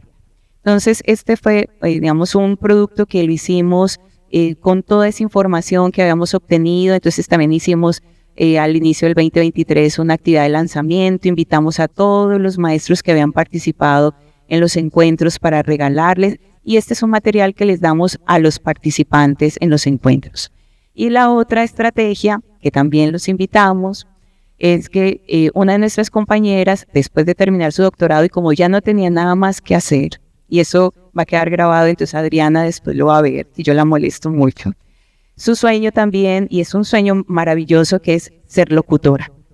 Para poder hacer su trabajo de graduación de locución, nos propuso y nos animamos a hacer un programa radial. Entonces es un programa que nos lo aprobaron en la emisora cultural de la Universidad de Antioquia, sale por todas las emisoras del departamento, pero nosotros lo estamos colgando en YouTube porque sabemos que hay muchas personas que pueden estar interesadas. Entonces ahí están los capítulos, vamos en el 10º, el domingo próximo sale el 11, ese va a ser, digamos, el tema es inserción profesional, ¿cierto? La llegada a la escuela, experiencias de maestros rurales, esperamos, y aquí yo hago una propaganda, y es que nosotros queremos hacer un programa con la experiencia del evento.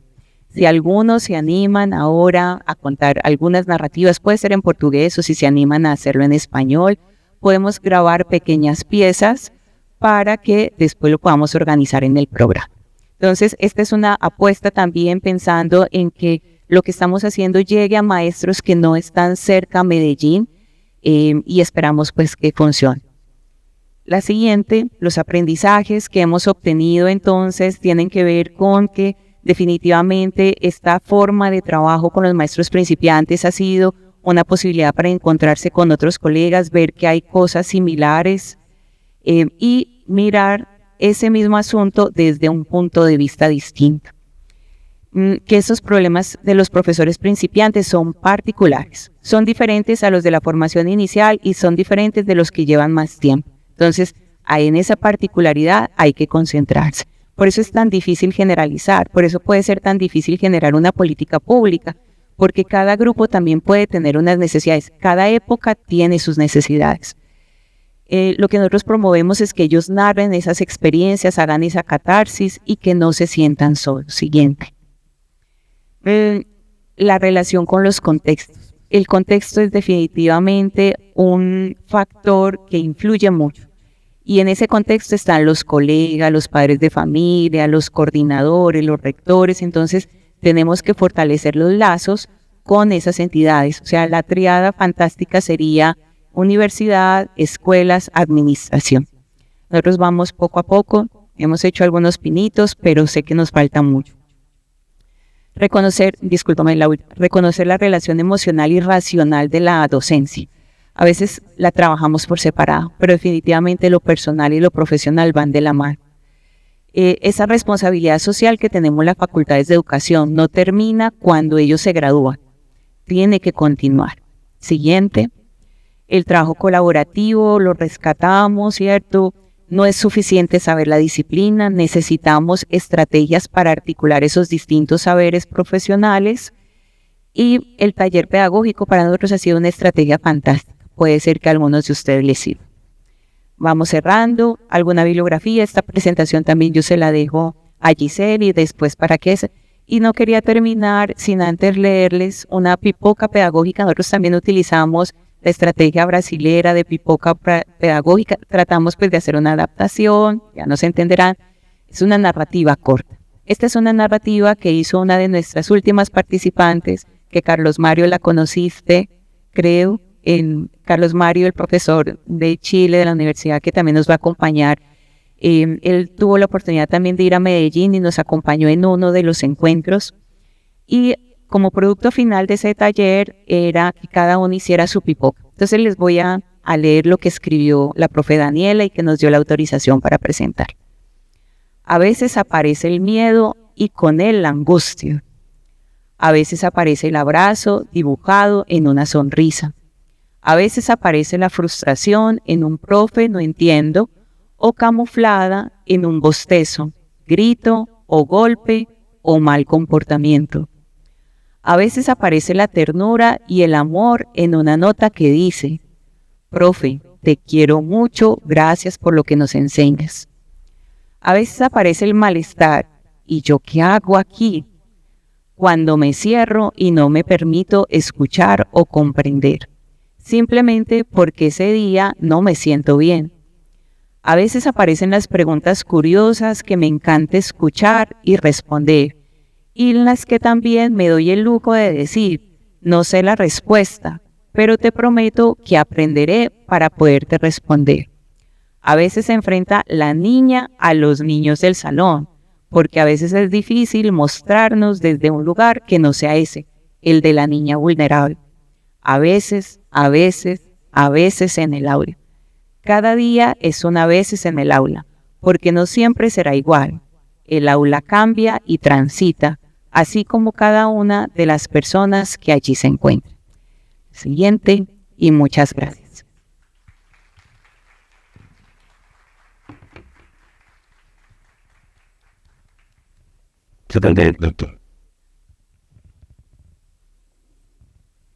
Bom,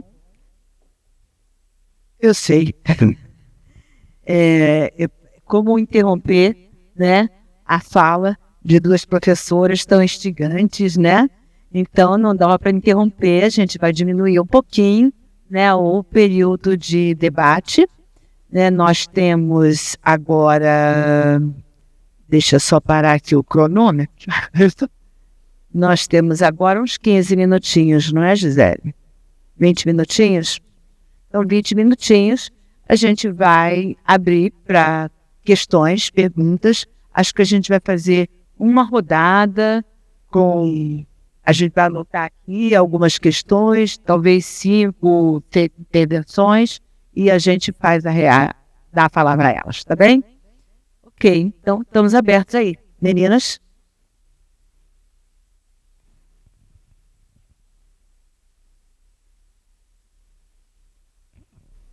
Ali, Anjo.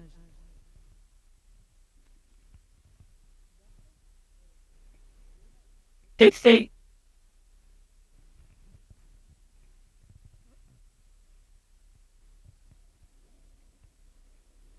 Bom dia.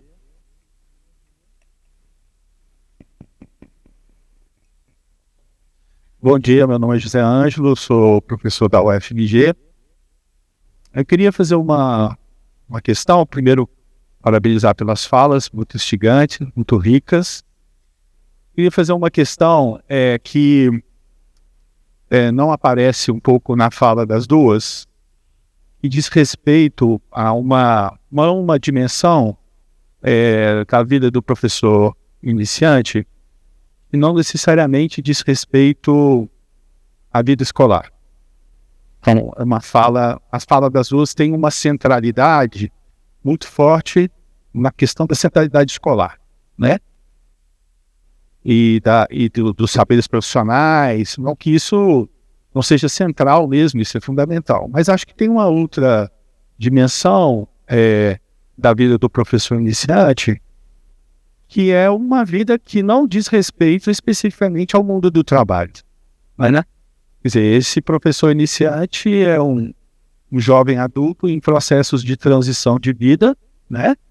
De uma juventude para a vida adulta, e que vive uma série de tensões, e é um sujeito que tem um conjunto de experiências de formação e de deformação e de carências de formação, de certa forma se sobrepõem às dimensões da vulnerabilidade da formação profissional, né? Então, esses elementos que constituem a história de vida dos professores iniciantes são de certa forma, meio que apagados quando se pensa em processos de indução profissional, quando se pensa em processos de inserção profissional, né? Esse sujeito é homem ou mulher, da classe social tal, né? Tem uma história familiar, tem uma história escolar, né? Tem experiências profissionais outras, né? Tem uma dimensão racial, ou seja, um conjunto de uma bagagem experiencial que, de certa forma, se sobrepõe às dimensões estritamente profissionais, seja no âmbito da formação, seja no âmbito da atuação. Eu pergunto se essa dimensão da história de vida dos professores iniciantes não deveria ser um elemento a ser observado com cuidado, na medida em que esse sujeito não é só professor, né? Ele é um sujeito marcado por subjetividades outras que o constituem também como professor. Essa dimensão de uma sobreposição e uma relação entre a pessoalidade e a profissionalidade. Então eu pergunto se essas dimensões outras da formação desse sujeito não deveriam ser levadas em conta quando trabalhamos com pesquisas sobre inserção profissional. E atrelado a essa questão, e recentemente eu fiz uma pesquisa de pós-doutorado tentando mapear a presença do debate, conceitos, problemáticas do campo da formação de adultos em pesquisas de doutorado sobre professores iniciantes, né?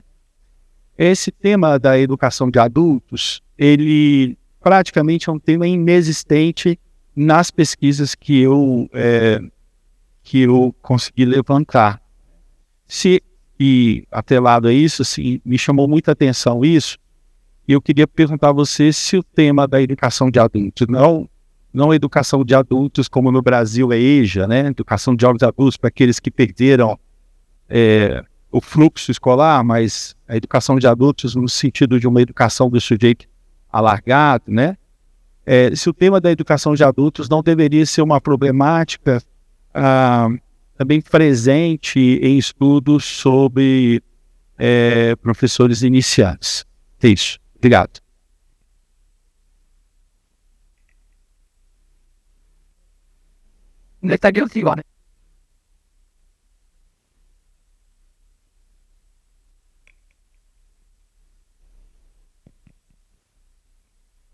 Bom dia. Parabenizar pelas falas, muito importantes, coerentes para a nossa formação. Eu gostaria de saber como que se as pessoas em Colômbia têm interesse, porque ontem nós ouvimos na conferência que está baixíssimo, né, o interesse pela licenciatura. E eu gostaria de saber como que então está sendo isso na Colômbia.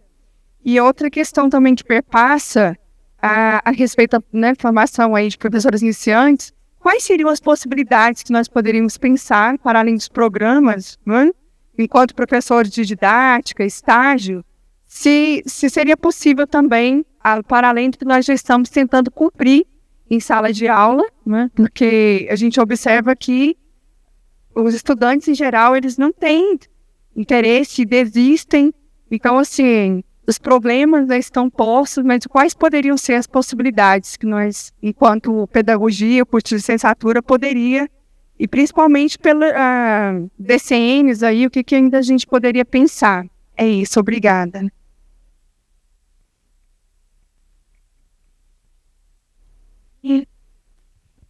Pode ter mais alguém, Roberta?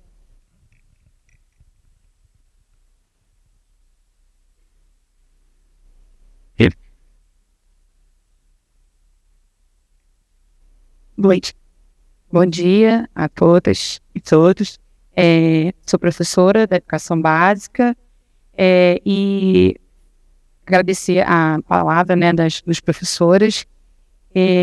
Fiquei pensando aqui no que você trouxe, professora Maria Mercedes, sobre os principais desafios de professores iniciantes, né, a gestão da sala de aula, os 3 pontos, né, educação inclusiva, né, atendimento às crianças com necessidades específicas e a precarização do trabalho, né, que é o muito trabalho, pouca remuneração e pouca valorização. Enquanto professora, vi assim, que é bem parecido com a realidade brasileira mesmo, né, e aí eu fiquei pensando em relação ao que a gente ouviu ontem, né, dos programas apresentados pela Luciana Magri, acho que é Magri ou Magri, que são muitos programas, né? Mas o que a gente tem sobre políticas públicas de formação para professores iniciantes e a formação continuada mesmo, né? E assim, porque a gente precisa de tempo, né, para poder fazer essa formação, então não adianta, é sempre voluntário. E aí eu, enquanto, nesse momento, no cargo de gestão, eu percebo que o voluntário é uma adesão bem baixa.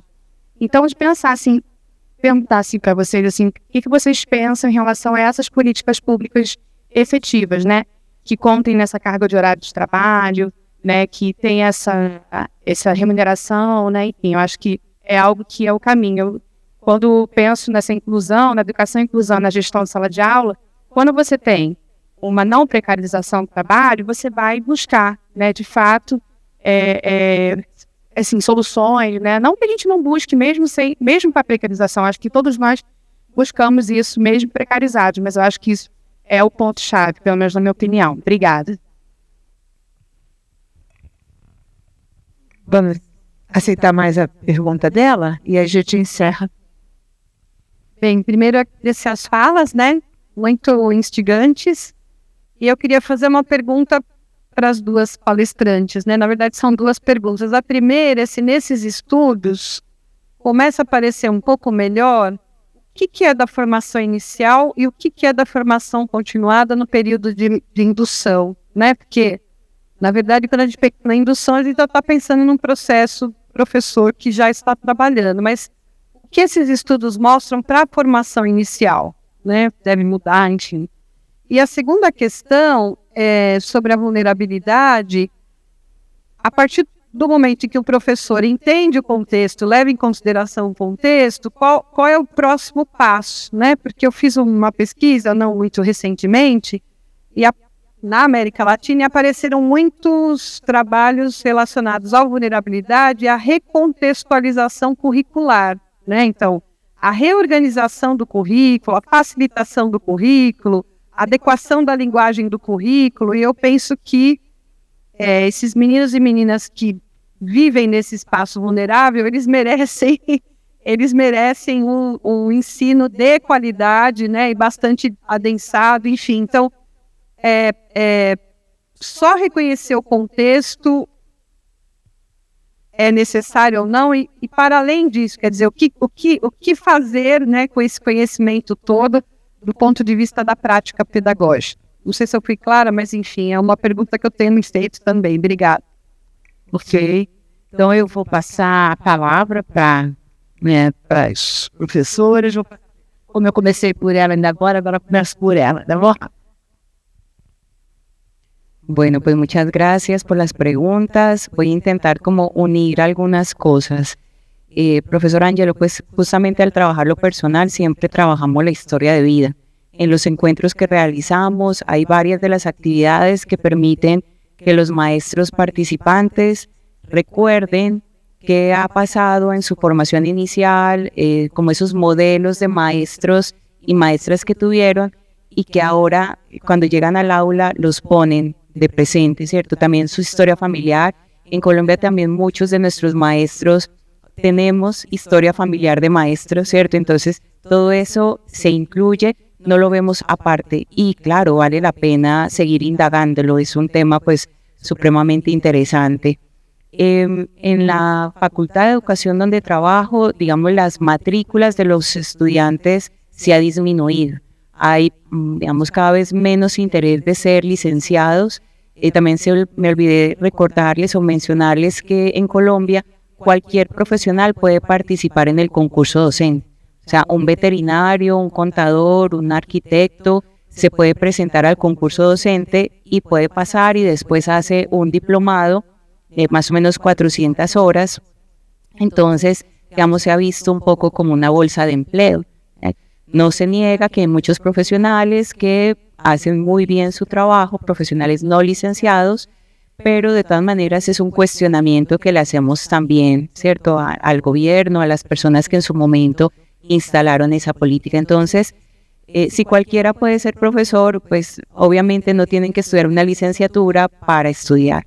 También tenemos que ver unas características distintas de nuestra juventud que no se ven trabajando toda la vida, ¿cierto?, ni institucionalizados. Entonces también creo que hay un fenómeno de la juventud que influye en la elección de la carrera.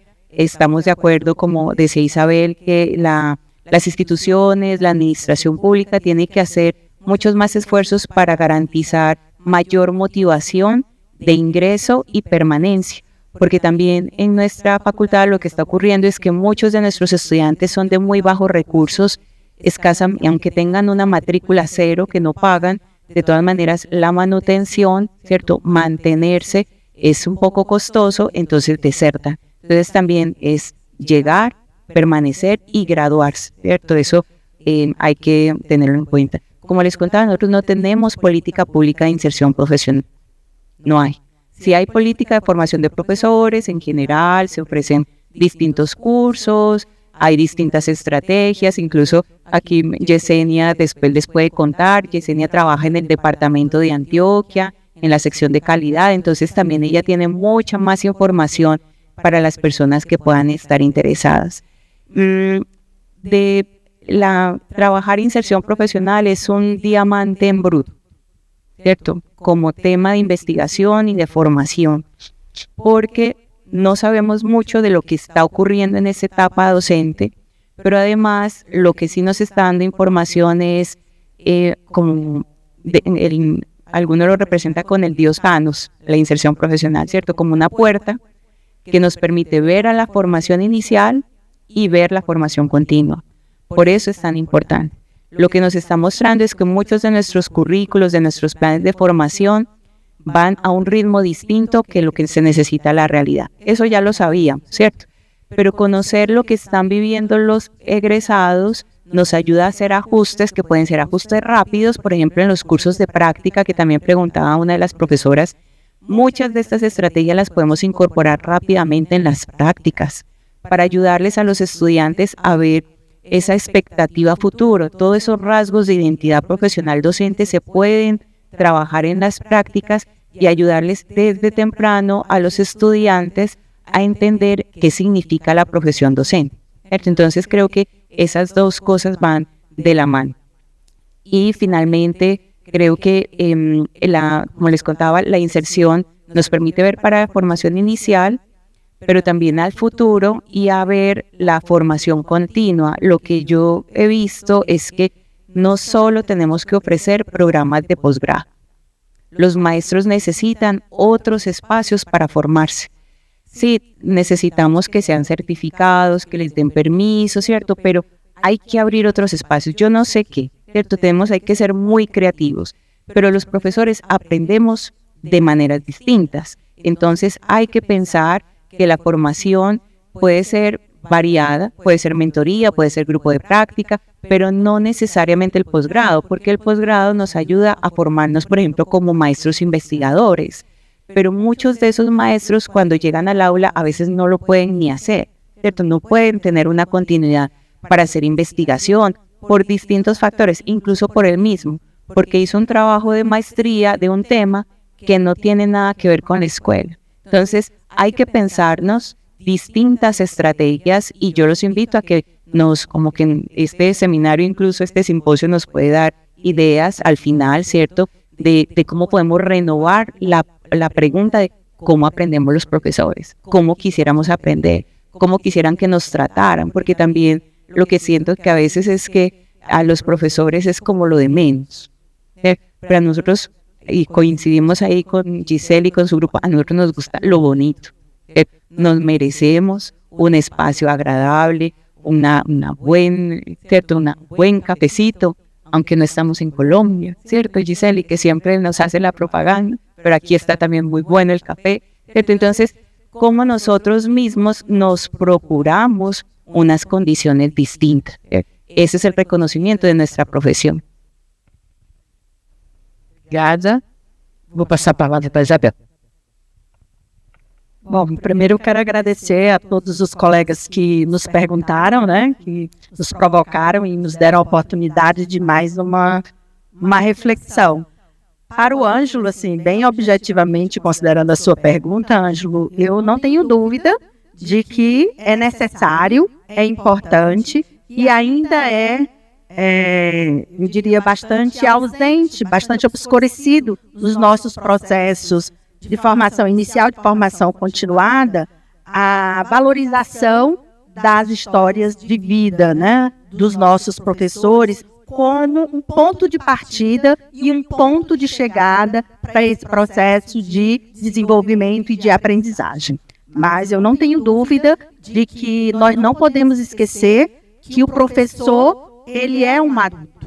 E como tal, a Mercedes foi muito feliz, aprendemos como um adulto, né?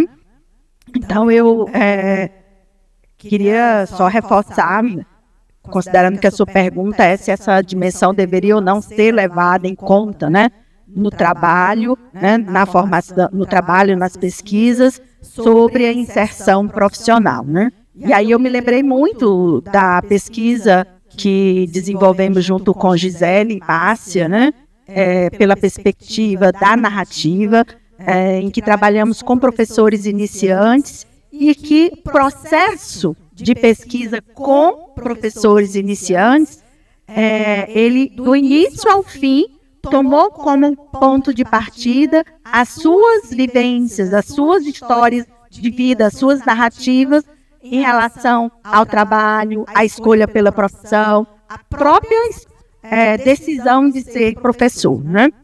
Para que nós pudéssemos compreender os desafios desse começo na docência. Então, não tenho dúvida, sim, é fundamental, é basilar e é uma dimensão que precisa de maior visibilidade, de maior ênfase nas nossas pesquisas e nas nossas práticas, inclusive enquanto professores formadores atuantes na licenciatura e, portanto, responsável pela formação de outros professores, né? A Cida, eu não entendi, não sei se entendi, né, a sua pergunta sobre... Entendi que você nos pergunta, nos provoca assim, quais são as possibilidades hoje, aqui e agora, como formadores, na nossa sala de aula, para fazermos acontecer esse processo de compreensão dessa futura possível inserção e atuação na docência e na docência em contextos vulneráveis. Então, eu penso que, entre as coisas que tanto Mercedes já falou, quanto eu também pontuei, eu entendo que cada um de nós, professores formadores, porque talvez os professores formadores estejam aí, pelo menos no caso do Brasil, assim, no centro, né, da preocupação e da nossa reflexão quando pensamos na inserção do iniciante, na formação inicial e no próprio acompanhamento e formação continuada do iniciante. Mas hoje, nas nossas licenciaturas, como professores iniciantes, nós precisamos levantar essa lebre. Eu penso que essa é uma coisa que todos nós podemos fazer, né? É levantar a discussão, é provocar a discussão, seja qual for a disciplina, não é só a disciplina de didática, não é só na disciplina de estágio, né? Mas quando eu discuto as disciplinas dos fundamentos sociológicos, filosóficos, nós precisamos discutir a escola, nós precisamos compreender qual é a nossa opção, qual é o nosso projeto educativo, que projeto educativo, que projeto social defendemos e o que é que isso implica. Então, essa discussão nós podemos provocar desde sempre, ontem, hoje e amanhã. Então, eu penso que esse é algo que a gente pode fazer sempre, e já devíamos, né, e creio que muitos de nós fazemos, né? Então, eu entendo que experiências, né, práticas, que a gente possa favorecer a imersão na escola, são possibilidades efetivas que hoje todos nós, professores, formadores, independente da disciplina em que a gente atua, nós podemos proporcionar. Faz diferença você pedir ao seu licenciando para ele ir à escola entrevistar o gestor, para ele ir à escola conversar, assistir uma aula que seja de um iniciante, né? Fazer uma entrevista, enfim, há possibilidades factíveis hoje, de imediato, e que é inadiável que a gente comece fazendo simples, mas que tem uma repercussão muito efetiva na formação inicial dos nossos licenciados. A professora Beth, né, que ela não disse o nome, mas então, Beth, você disse assim, o que me pensam em relação às políticas, eu não sei se eu entendi. Eu entendo que nós não temos, né, uma política de formação consistente. O Brasil, infelizmente, nos últimos 7, 6, 10 anos, nessas últimas décadas, sim, nós temos sim, tido uma precarização das nossas políticas, em particular daquelas voltadas à formação de professores. E isso em termos de compreensão, de concepção, porque nós temos aí vivido um campo de disputa que é muito forte, né? Mas é urgente que tenhamos uma política mais clara, uma política de fato explícita de formação, né? E eu entendo que é inegável que o Brasil vive hoje um desafio que é a renovação dos quadros nas escolas públicas, nas universidades públicas. Eu vou dar exemplo da minha universidade, da universidade em que eu trabalho, que é a Universidade Estadual do Ceará, né? A UES. Então, a UES, em 2022, fez um grande concurso, o maior concurso do Estado nos últimos 20 anos. Recebeu no ano de 2023 365 professores novos, inclusive para atuar em campos novos, recém-criados. Eram eles que iam criar, né, a dinâmica. Né? Então, assim, levantar, constituir o curso desde o princípio. E um grande desafio que se impôs na nossa universidade era como acolher, né, estabelecer uma política de desenvolvimento dos professores iniciantes universitários. Eu estava conversando sobre isso um pouco antes de começarmos essa mesa com a professora Maria Mercedes. A nossa pró-reitoria de graduação, ela concebeu e vem desenvolvendo desde o ano 2023 uma política de desenvolvimento, de acolhimento e de acompanhamento desses professores iniciantes. Né? E é uma política que recorre a várias estratégias de indução, né? Desde a seminários, desde a oficinas, né? Seminários institucionais, porque o professor iniciante que nós recebemos, um dado que a gente tem é que praticamente 80% desses professores iniciantes, eles são professores que vêm da rede de educação básica, né? Eles têm experiências, eles vêm com experiências, boa parte desses 80% vem com experiências da rede de ensino privada. Então, eles chegam na universidade pública, na Universidade Estadual do Ceará, sem conhecer o contexto, né, com dificuldades de compreender e de se reconhecer como professor universitário, porque eles vêm de formação específica, bacharelado, não licenciado, e um estranhamento que eu mais ouvi dos professores universitários iniciantes da UES, que recém entraram, é o estranhamento com os estudantes. Estranhamento de toda a ordem, desde as questões culturais, as questões étnicas, as demandas de inclusão, né? As dificuldades da condição de estudante trabalhador do noturno, né? Então, além de seminários, além de oficinas, a UES optou por uma estratégia de indução de mentoria, uma mentoria que tem, no meu entendimento, né, daria outra conversa, mas que tem um pouco dessa dimensão que a professora Maria Mercedes, quando apresenta a experiência colombiana, destaca que tem essa dimensão do acompanhamento personalizado, mas também de um acompanhamento por mentoria coletiva. E é muito bacana. E eu digo do contato que venho tendo nesses 2 últimos semestres, com um grupo que eu venho mentorando nesses 2 últimos semestres de professores iniciantes. Tem iniciantes, como eu entrevistei, iniciantes mesmo. Fizeram graduação, fizeram mestrado, fizeram doutorado, fizeram concurso, passaram. A primeira aula que deram na vida foi na sala universitária. Olha um caso raro, né? Mas nós temos muitos dentro desses 365. Então, mas a grande marca é esse professor que vem da educação básica, esse professor que vem da experiência de ensino superior da rede privada. E para Magali, né? Daí não dá para... Às vezes eu penso, Magali, assim, quando você diz assim, qual é o próximo passo, né? Eu penso que um passo fundamental é esse mesmo, é se reconhecer, e isso não é fácil, se a gente conseguir dar pelo menos esse passo, é isso. Mas o próximo passo, a partir disso, eu entendo que caminha na direção do que eu aqui pontuei, como da contextualização curricular, né, de uma revisão curricular, uma revisão curricular que passa pela prática curricular, né? É preciso pensar formas de flexibilização da nossa ação didática que contemple, né, as demandas, as especificidades desse estudante que vive, estuda, cresce, se desenvolve dentro da escola pública em contextos vulneráveis, né? É isso, não daria para falar mais coisas, né? Então eu peço desculpas se não pude contemplar devidamente as falas.